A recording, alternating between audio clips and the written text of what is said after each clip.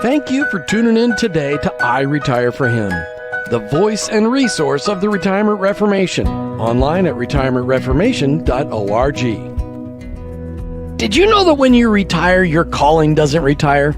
Your calling is a lifetime calling. And if you're still around, God is not done with you yet. You've tuned into I Retire for Him, the voice and resource of the Retirement Reformation, an organization dedicated to you, the retiree who loves Jesus and wants purpose for all of your days, especially the ones ahead of you. Bruce Brangenberg joins us today. As the founder of the Retirement Reformation, he is here to encourage and walk with you through retirement. And I'm your host, Jim Brangenberg. Please check us out online, retirementreformation.org, retirementreformation.org, and on Facebook, Retirement Reformation.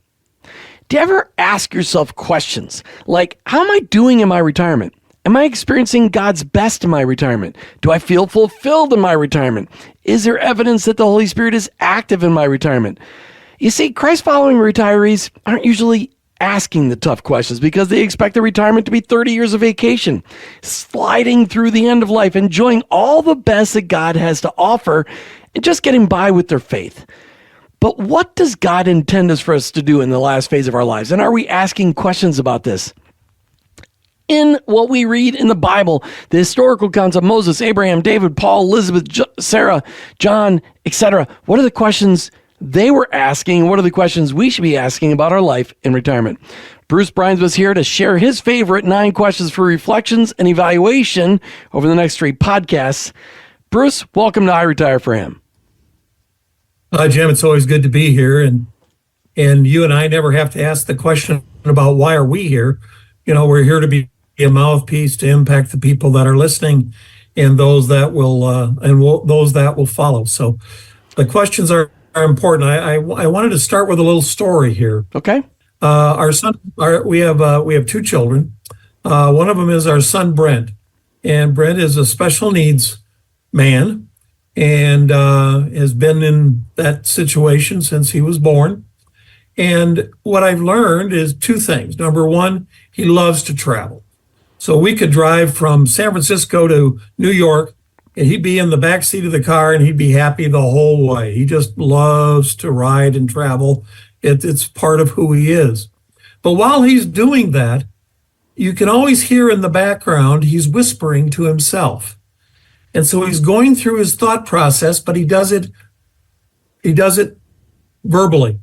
He doesn't do it loudly, and you have to listen very carefully, but I can hear him asking questions of himself or giving him answers. So for example, we're going to take a trip together to Ireland this fall. And so he's asking all kinds of questions about himself, about Ireland. Are we going to see the Titanic exhibit? What town is that in? When are we going to leave? How are we going to get? I mean, he's just got a whole series of questions, and that's one of the ways that he learns. But I think while he does it in a whisper, I think we do it mentally, and that these questions that we have, we often don't put them all out front, but they are all inside, and they are all important. Bruce, do you find yourself asking questions? You're almost 83 years old. You'll turn 83 this year, right? Isn't that what it is? I turn 83 in another couple of weeks. That's what I thought. Okay, so you're 83. Do you find yourself asking questions about where you're at right now? What kind of questions do you find yourself asking yourself? Oh, absolutely. You know, and Judy and I have only been married for 61. It'll be 62 years. Only 61, 62 years. Yeah, you know. Yeah, whatever. You know, just a bunch. And so Judy and I have questions that we ask of each other. And so, you know, one of them is, well, you know, what have we actually learned in the last 62 years? And we'll talk about some of the things that we've learned, the struggles that we've gone through. And each discovery process usually starts with a question, and we get the best answers out of when, in fact, we use that questioning methodology when we talk to each other. Matter of fact, typically when we wake up in the morning around 5:30 or so, and we're going to head for the gym, the question Judy will ask me or I'll ask her is, how you feeling today? And that's always a good question when you're this age. And so it's questions are the way that we learn. And when we stop asking questions, we in fact will stop learning. So what is the question that you love to ask yourself every day? After you're done asking Judy how she's feeling, and you're trying to figure out, when I get out of bed today, how am I feeling? What's that question you love to ask, maybe of the Lord in the morning? Yeah, the question I ask is, Lord, what is it that you want me to do today? Or how do you want me to be able to respond to if I know there's a problem coming up? And so I'll ask the question of, how do I deal with that in a way that reflects you? And so in all the areas of challenge, whether it be physical, emotional, spiritual, mental, relationships, whatever it may be, when you realize that there's an issue, then the next step is to ask the question that hopefully will then open the door to God's answer. All right. So in this part one of a 3-part podcast, where we're going to talk about the questions we should be asking ourselves during retirement, let's just start off with this. Why should we be asking questions during our retirement? I mean, isn't retirement supposed to be 30 years of vacation sliding through to the end? I mean, why should we be asking ourselves questions? Well, number one is because it's not a time of vacation sliding through to the end. In fact, it is, as we've talked often on these podcasts, Jim, it may very well be the most complex time of life. And so in the complexities that continue to come up, and many of them are surprises to us, and we're not sure what to do with them. And so the next step in the response methodology, the response to whatever the challenge is, and depending what all those different areas, it always starts with the question. And if you ask the right question, you have a chance to be able to hear God's answer, and it to be one that will make a huge difference in your life, and then your life in the life of others. You know, asking questions is really, I mean, we have a lot of biblical patriarchs who, well, we don't have documentation of the questions they were asking, but I imagine when God said, Abraham, I want you to travel over to Canaan, down to Canaan, down southwest to Canaan. Imagine Abraham had a couple of questions, and when God said he's going to have a big nation, probably had some questions. Why do you think that we don't read a lot? I mean, Elijah asked God questions. Elijah was asking God questions like, okay, so people ask questions of God. Is God afraid of our questions? No, I think that's the way he made us. And I tell you what, it's kind of the other side of the coin. If we're not asking questions, it means that we've taken on the answer ourselves rather than looking to God for the answer. And so that the very fact that we ask questions is A, necessary, B, positive, and C, opens the door for God's answers to be able to come to us. If we're not asking questions, it means that I'm taking it on in all the power of Bruce and the wisdom of Bruce. And there's not a lot of that, and not a really good idea. But as we grow older, the questions become more, the fact that we ask them becomes more important, and the fact that we learn how to listen becomes critical. Well, there was that one movie they did about you, Bruce Almighty. So maybe people could go back to that for reference. All right, listen to I Retire For Him. We're coming back. We got Linda coming in here from, she's going to talk about senior strategies. Incredible woman out of St. Louis, Missouri. And then we'll be back in our third segment, really finishing up this conversation, why we should be asking questions, and kind of a hint at the 9 different evaluation questions and 9 different reflection questions we're going to talk about in the next 2 podcasts. You're listening to I Retire For Him. We'll be right back. Recreating Retirement is an interactive small group study helping you to move from nothing to what's next. You can join us on Wednesdays at 6 p.m. East Coast time on Facebook Live. Our goal for this study is to provide a group setting for interaction and new ideas while leading you through a first step in your journey from retirement to reformation. Here's the big idea. During the next 5 years, 5,000 small groups will experience this journey of discovery in churches and faith-based organizations across the country. Is your church a place where recreating retirement needs to be planted? Join us online to experience the study or prepare to lead a small group at your church or ministry. Email us at contactus@retirementreformation.org or go to our website at retirementreformation.org. That's retirementreformation.org. Hey, welcome back to I Retire For Him. As we do in every second segment of every show, we bring on a guest that's got a story to share of how they're living out their faith in their quote-unquote retirement years. Today we go to St. Louis, Missouri, Bruce. We pick up Linda Priaulx, and she has got a story to tell, and she's got a podcast where she highlights these incredible stories on aging strategies. Linda Priaulx, welcome to I Retire For Him. Well, thank you for having me. It's a pleasure and a privilege to be with you all and to be with whoever is listening to your show. I love it. Linda, you're retirement age, but you're not retired. Why? Yeah, I thought that was a trick question.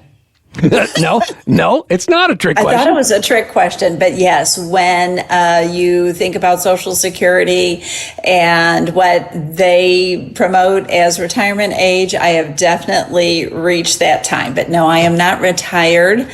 I have been praying about it for quite a long time. And even though I was approaching that age, I didn't sense that my work at the company that I was working for was over yet, that it didn't seem like the right time. So really a matter of prayer as to really seek God and to see what and how He wants to lead and guide me, knowing that I'm getting to this new stage. And I also feel that unsettled feeling where you know you're okay where you are, but maybe there's something else that you're supposed to be doing. And that's where I found myself. So as I approached to the owner, I said, I'm thinking about transitioning out of my role. I feel like I owe you that so that you can plan. And he said, well, can you continue to work with us and continue and do, what you feel that you're being called to do? And I said, well, I'll certainly give it some thought. And so I thought, yes, I think I can do a hybrid of working 20 hours at a job that I love, still feel that I bring value and worth to the table, and yet can also start fulfilling that second act that I sense and feel God calling me to. So talk to me about that. What has God shown you about retirement? Because clearly God said, I'm not done. So therefore, really what we say in this show is, if you got a pulse, you got a purpose. If you retired, it doesn't mean you're calling retired. And if you're not dead, you're not done. So what has God shown you about your retirement? Because you decided, I'm not done. What's God shown you?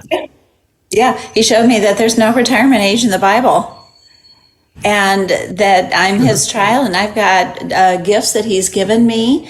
And those gifts I feel can impact people in the right way.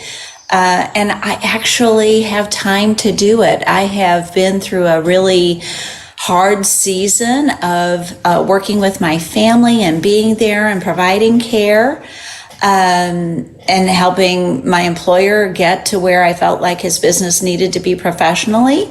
And I just sensed that I was coming out of that season.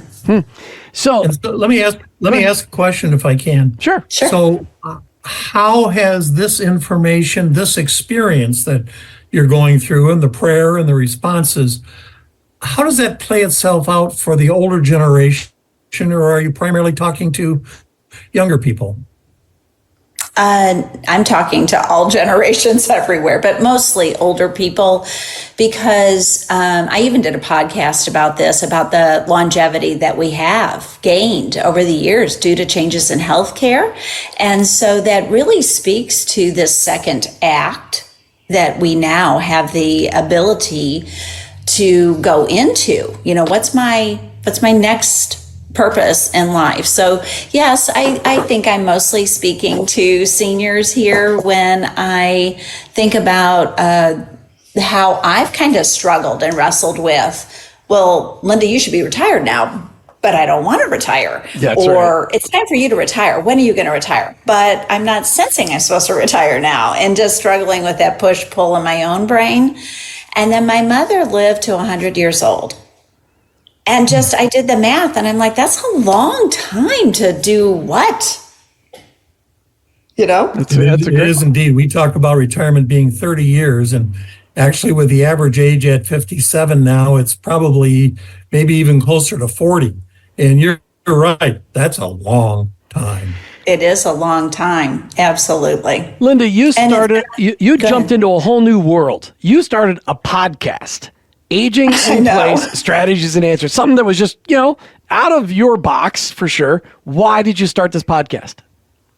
Yes, well, and I love what you said, totally out of the box. People are like, how and what?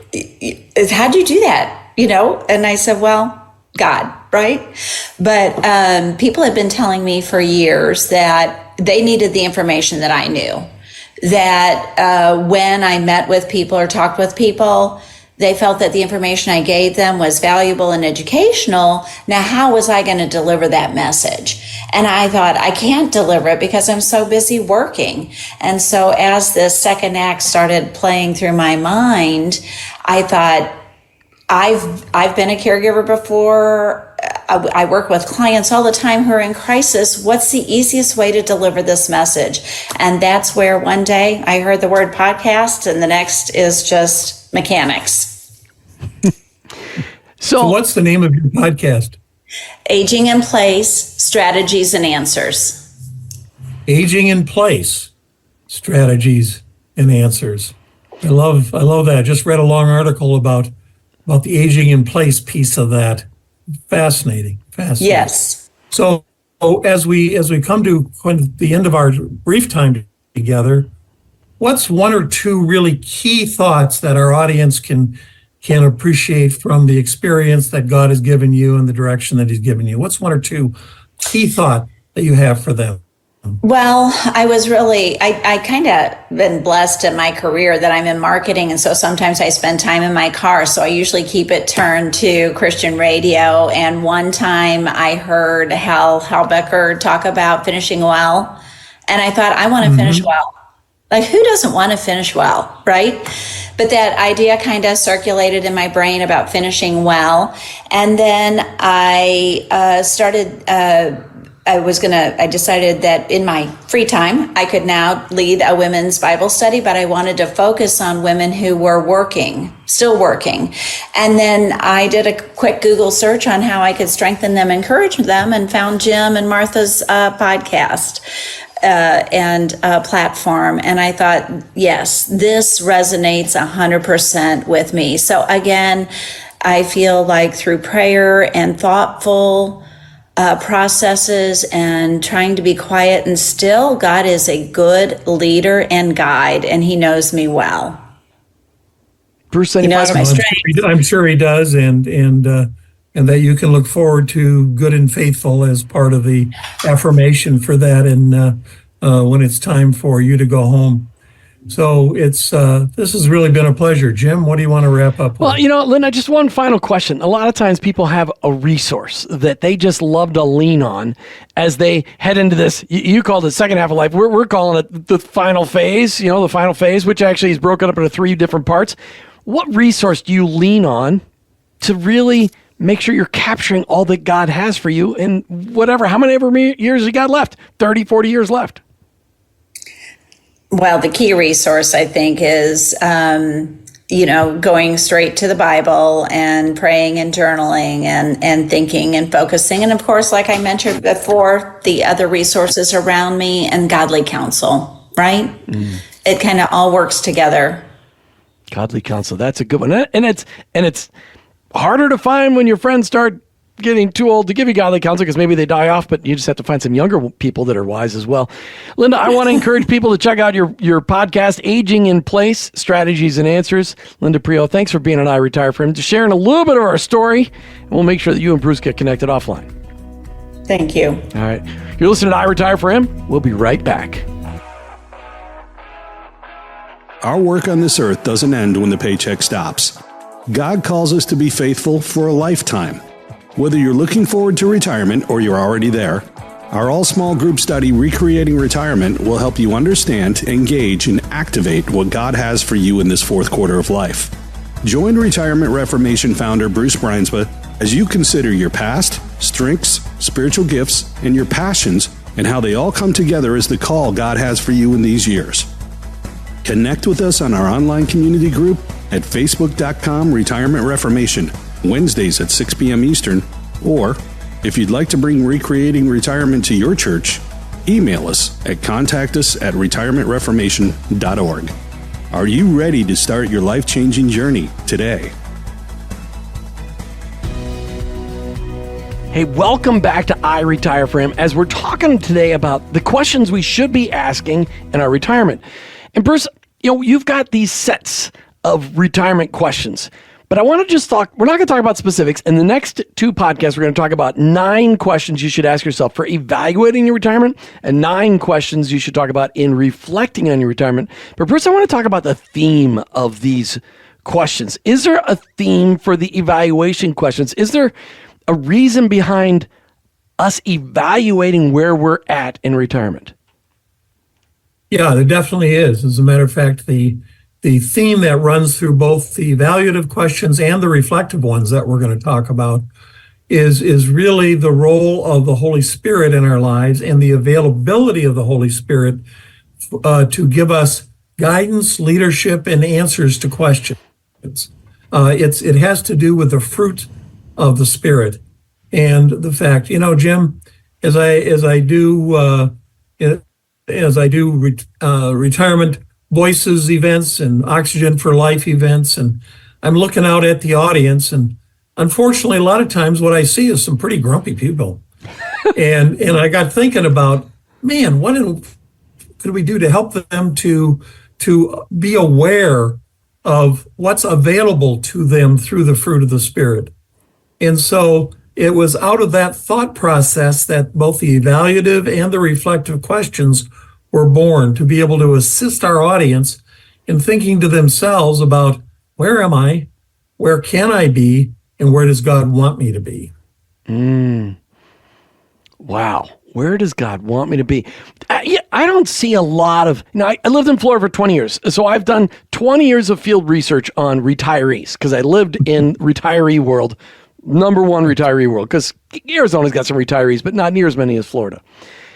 And I don't know that I ran into a lot of retirees who knew that they should be asking that question. Why is that? Again, when we think of the definition of, God calls us into ministry for a lifetime. Well, what does ministry mean? What ministry means is impacting the lives of others. And when in fact, you are focused so on your set of circumstances, and you'll see in the questions that I've asked that we'll talk about in the next 2 segments, that prompt the listener and the person who steps into those to look outside of himself and realize that when you're all focused inward, that you're not going to ask very many questions, and what you're going to find, other than questions of complaint. Questions of complaint. A question of complaint is, why me? A question of complaint is, I have no idea why this is happening to me, and it's not fair, and it's not right, and I'm grumpy, and on and on and on and on. And so the outward questions are the ones that lead us to new discoveries. The inward question leads us to loneliness, anxiety, and tension. Which one of your books that you've released, 5 or 6 of them, now I lose track, I apologize, I should have kept track of all of them. Which one of your books would best help answer this question? Who did God create me to be? What did he create me to be doing? And what's my next assignment here in my retirement? Which one of your books deals best with that? I think there's 2 of them that do that. The 4th book in the one series, Being Faithful, addresses that. And then the new one that I'll have coming out, it just told me that it was going to be out about the 2nd week of June. Okay. On walking in the fruit of the Spirit. And I think that's going to be really, really helpful. It's, we've got 2 issues that we've been dealing with for all these 115 or more podcasts. One is understanding what is true about our lives. And now we're dealing with, and what do I do about it? Where is my source of insight, of wisdom, of strength, of next steps? And I think it's in the power of the Holy Spirit that we find the operative answer, while in some of Jesus' teachings, we find the questions that we need to ask. Matter of fact, if you just go back and read the book of John, but particularly the 15th chapter. And Jesus lays it out in just such a clear and beautiful way. And it's in that context that his disciples were asking questions, and that it was his answers to those questions that really speak to me, and I think will speak to our audience. So pick up that Bible and read John 15. Yeah, and the simplicity of that chapter 15 is if we're just connected to the vine, we're naturally going to produce fruit. And that connectedness can get deeper and deeper and deeper. All right, so you've kind of hinted that there's some events that you do. And as we close out today's show, I want to make sure you give people an idea on the different kinds of events you're holding, like Retirement Voices you mentioned. I know we've talked about Oxygen for Life events. Like, what do you got available, and how can people get involved in having these events? Well, I think the Retirement Voices event is one that would be a great way for all of our listeners to promote for their church to bring their seniors together, because it does two things. Number one, it lays out the issues of retirement in a very positive way. Secondly, it provides an opportunity for me to answer questions and for you to ask them. And so some of these questions that we're going to talk about here are questions that we will use as a prompt for you when you come to those events, and you're getting ready for the event to begin, for you to kind of get mentally into the right spot to receive what God has for you in those conversations. And then the Oxygen is, so you've got the Oxygen for Life event, the Retirement Reflections Night, and these are things that people can, if they want to have one at their church, how do they find out how to get them signed up? If they go onto your website, Retirement Reformation? Just go to our website and say, hey, I'm interested in some information. And I've talked to, my senior pastor, or my pastor of senior activities, or our executive pastor, and they're interested. And so can you send me some information? Can you send them some information? Can we have a conversation? And then, we take the next step of putting that into action. Well, and you're on your way to doing right now. I mean, by the time the podcast gets out, these will be done. But you're doing one in Kentucky, then you're going to do some stuff up in Michigan, and that's fantastic. I just know that there's probably a lot of jealous people like, hey, I want one in my neighborhood or even in my state that I can go to, and that's why I want to make sure we highlight them today. So, folks, just go out to retirementreformation.org, retirementreformation.org, and look at all the resources out there. Make sure you sign the manifesto when you're out there. But look at how you can get an event like Retirement Voices or Oxygen for Life in your neighborhood this year, or maybe next year. And here's a question for you to ask. Why don't we do an Oxygen for Life or a Retirement Voices event in my church? Ask that question. Why don't we?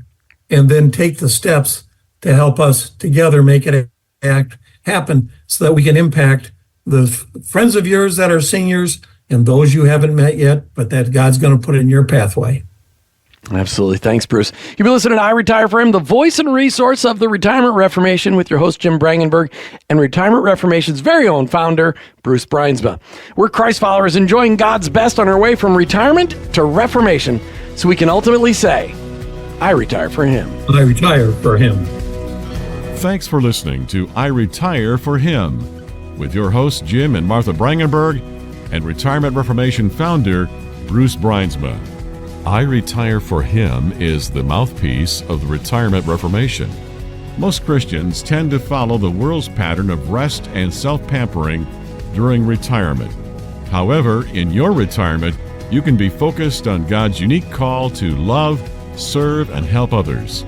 This can be your best season of life if you take advantage of a life's worth of knowledge and experience and combine it with a greater freedom of time and money and invest it all in the generations both preceding and following you. The Retirement Reformation is encouraging Christians to find and follow God's call in all seasons and aspects of life, especially in retirement. Take time to sign the manifesto at retirementreformation.org and explore the wealth of resources available on our site. Join this movement of God and journey from retirement to reformation so you can say, I retire for Him. go to retirementreformation.org.